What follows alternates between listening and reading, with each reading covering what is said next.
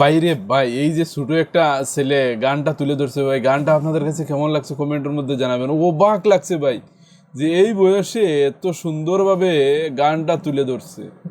ভাই কি বলবো, একদম খালি মোটামুটি বসে আছে, কোনো কাপড় চাপড় নাই, দেখতে একদম সাধারণ মনে হচ্ছে, কিন্তু এইভাবে যে মিউজিকটা তুলছে এবং গানটা যে করছে ভাই, আমি তো শুনে অবাক হয়ে গেছি যে একটা গ্রামের ছেলে যদি চায় তাহলে কি না করতে পারে। আসলে বয়স কোনো ম্যাটার না ভাই, আপনি যদি চান যে কোনো বয়সে যে কোনো জিনিস আপনার জন্য শেখা সম্ভব। সেজন্য আপনাকে বলতেছি যে আপনি ভালো কিছু শিখিয়েন, এখনও সময় আছে। আর আপনার বাচ্চাকে ভালো কিছু শিক্ষা দেন। এই যে গানটা শিখছি ভাই, অনেক কষ্টর বিষয় ভাই।